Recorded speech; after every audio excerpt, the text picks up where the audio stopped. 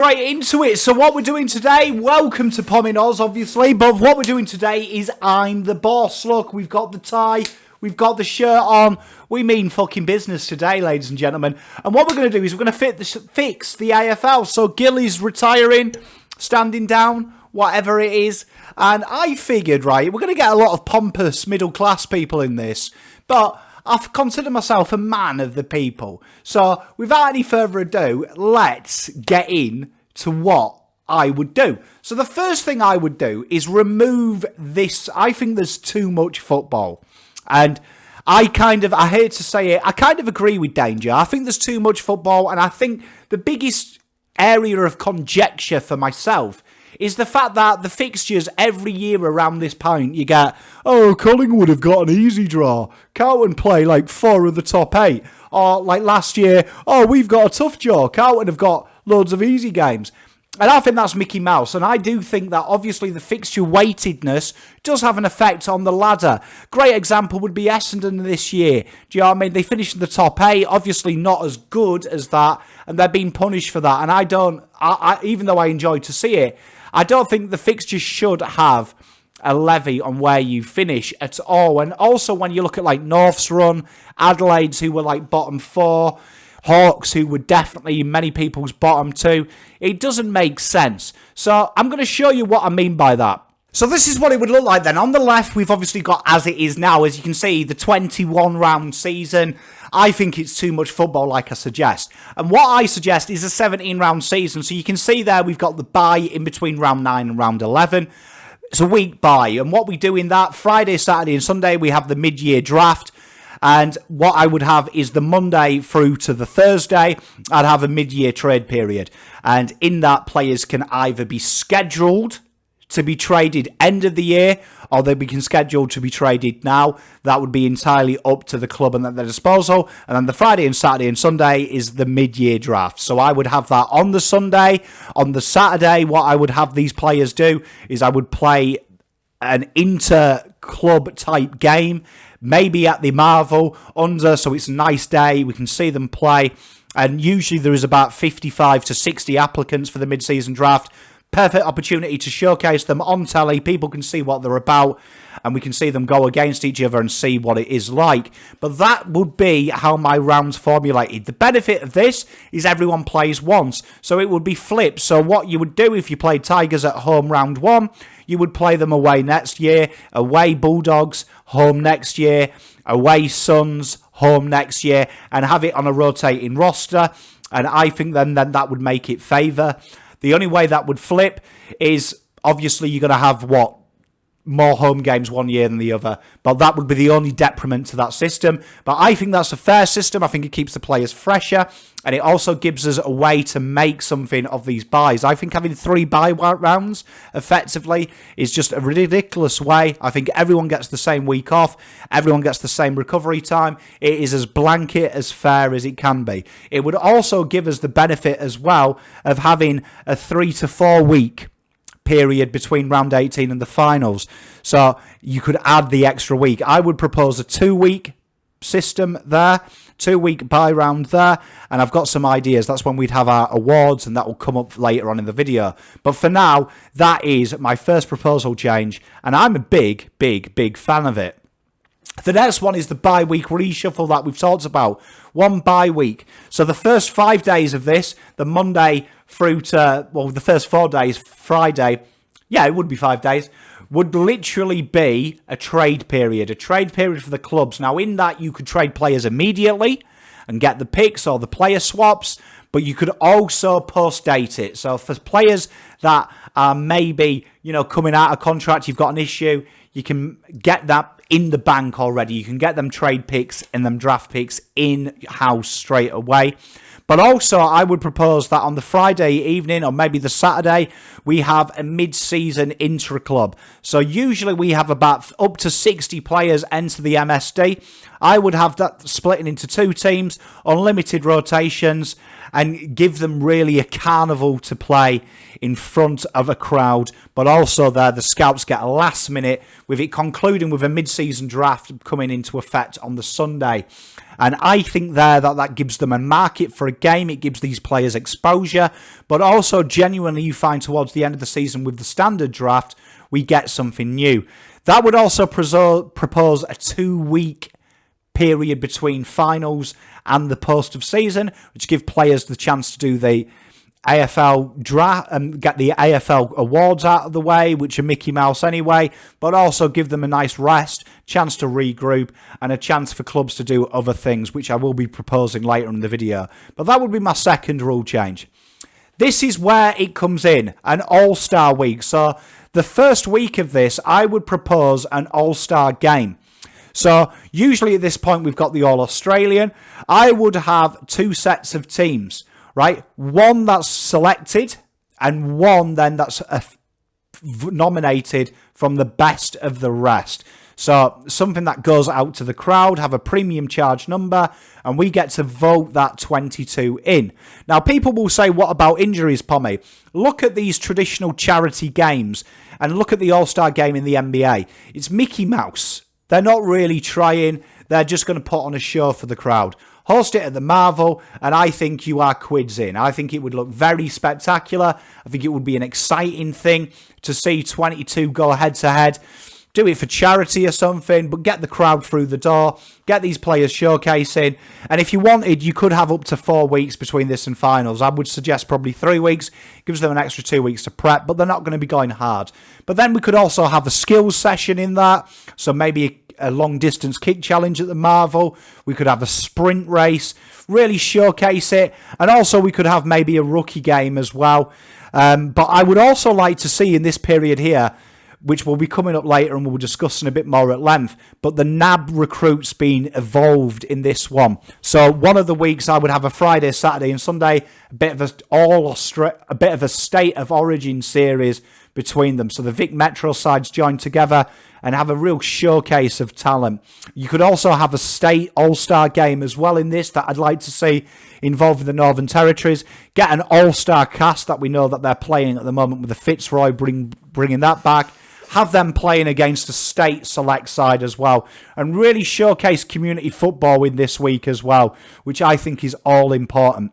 And we talked about the junior state of origin. I'd like to see the state of origin return, but with the NAB. And I don't think these kids get enough exposure, but I think having this with the grounds available, you could really have an exciting little festival of football in them 2 weeks off, with them accumulating in the weekend of the final series starting, having a real big final here, and having the final played on the grand final day, maybe in another venue. So maybe that would be Marvel on that grand final weekend. The State of Origin series finalising then. I think it gives you something to tide that bye week over. I don't think there's anything on. But showcasing these talents on under 19s, which is really, really important, I feel. Removal of the soft cap would be next. A lot is made of the mental health and the lack of players and the guides here. I think a removal of the soft cap for non-football coaching staff. So I wouldn't include any mental health or any psychology or any tactics or anything like that. Only the soft cap would be there for line coaches for me, and I would see the cap there. I think the soft cap is detrimental to the AFL. I think it stops them looking overseas at other things as well, and I would like to see a removal of the soft cap and that being put into the team's working bank balance that they have, which they make from profits, which then could go on there, or anything that they save from that. I think that this is a very important thing that the AFL miss, and it's something that I think that they should have a lot more free reign to bring coaching staff or people that can affect the coaching team from exterior sources, and I think that's very important. And for me, I'd like to see a removal of the soft cap. Hey you! Are you subscribed or are you a returning Pommy? Good day if you're a returning Pommy. Just to let you know, please hit the like button, smash that subscribe button. It's road to 3k. We're trying to get there before the end of the season. We're well on track. You can go a step further as well. In the link in the comments, if you are an iOS, you have to click it. You can become a member of the channel. We sponsor Domaku. We sponsor Shannon Gore. We give back to the community, and it really does help the content channel out as well. It really does help sustain a lot of things. So if that's something you want to do, no obligation, please do it. Good day if you are returning Pommy there. Back to the video though, and enjoy. Much love. Removal of compensation picks would be number 6. I don't believe in compensation picks. And I think that you look at what Gold Coast did. I think you look at Carlton. They've had them. It hasn't worked historically. I would propose an extension on the salary cap that's repaid back in a 5-year period. So what I'm suggesting is, let's just say the salary cap is a flat 11 million for everyone. If you can apply for an extension, which is $1 million, and $1 million, and it will reset. So say if you're North Melbourne, you get approved for a compensation package. Your salary cap now is 12 million, allowing you to attract untapped talent. I would also say that the pick that would be given in extenuating circumstances would be a pick that has to be traded. So I think something like the Sam Walsh draft, where there was a hell of a lot of talent, if that is a forced trade with their million on their cap, they can attract a top level talent.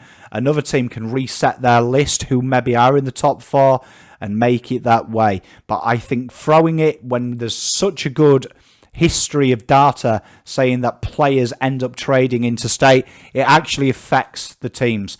And I think that that would be a very good thing. But I say the 5-year repayment package, so that would be a million, but because they pre-plan their wages, it would have to be reset in 5 years, which is very easy to do with good list management, but I think it helps attract a name through the door. So a great example would be, let's just say, when Gold Coast were poo in 2019, 2018, they could have had $1 million salary cap. They would have had $1 million extra. They could have maybe attracted someone to help Ablett, got rid of that pick as well, still had the pick to rejuvenate their list, but it helps them attract free agency talent, which we do see historically free agency does work against the poorer clubs.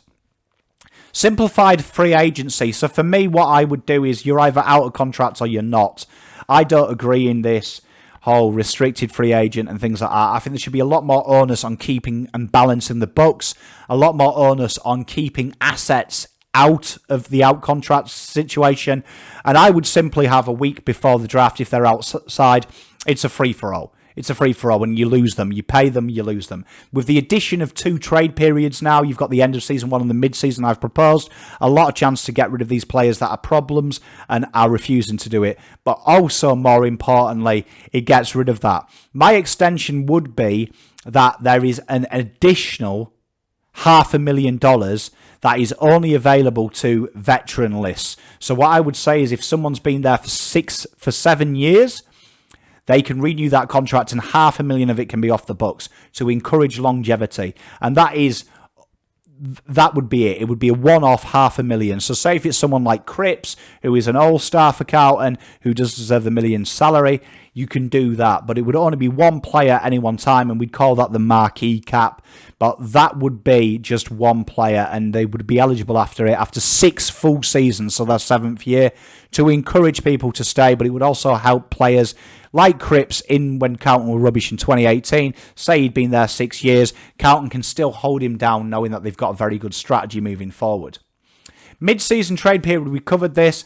Like I say, I think this is very important, particularly when you see players that we know are going to leave. George Hewitt would be a good example. Do you know what I mean? Todd Goldstein's one that's talked about the press. Do you know what I mean? We usually know there's players leaving, and I think it would be a very interesting dynamic. And like I said, hold it over the first 5 days of the bye round, accumulating in the MSD, the mid-season draft. I think this is very important, and I think the option of having it post-dated, so you could say, right, okay, say George Hewitt, Sydney, yes, he's going to Carlton end of the year, or Carlton could maybe pay a premium to get him across today. I think that's very important, and I think it's something that I would love to see clubs do. Also, you know, including buyback policies in there. So I don't think the AFL is ready for a loan, but I think, let's just say Carlton are having a few issues at the moment with rucks. Wouldn't it be great Carlton had a buyback, do you know what I mean, on a player? So someone that maybe like Paddy Dow, they could send him to North and activate a buyback policy for a set pick in a certain pick area. And I think that buyback policy with some of these younger players would be very good if they're not quite making first-team football now and run the risk of losing them down the track when they suddenly become superstars. And it works very effectively in EPL, in the round ball. I think it would work very well in the AFL. V.A.R. technology and cameras. Much conjecture about this, and I think it's very poorly done. I think it's very poorly done. I think that, firstly, there's been a lot of research with EPL with the microchip in the ball, and you can have sensors over the line. That would save a hell of a lot of fucking time for me. A hell of a lot of time, because a lot of them are, did it go behind the behind post or behind the goal post? But also, the cameras are very poor at the moment, very poor. So I think that that's something that we have to bring in. It would be mandatory, HD cameras, and full disclosure. Full disclosure, I think that the conversation between the umpire and the video umpire should be public forum so we can hear it, but that would be the next one to remove a lot of the conjecture. And 10, I would have in the off-season for a lot of these clubs testimonial rounds. I'm going to call it the retirement round, but this would be played at their traditional ground, Icon, and it's a money entry to get in, but get rid of this Mickey Mouse giving a player a token game to say goodbye. Have it in the off-season, have it literally acquitted, that say, like when Cade Simpson retired, wouldn't it have been nice for Cade Simpson to do a Cade Simpson select side, bit of fun at Icon Park versus maybe a Matty Cruiser side, and people can say goodbye to these players and have it on the AFL teams' respected sites as a pay-per-view option as well to bring in an additional source of revenue. But I think it's a detriment to the AFL that we give players like Bryce Gibbs a game just to say goodbye. Let's set it up properly. Let's set it up properly. So they're my selections then.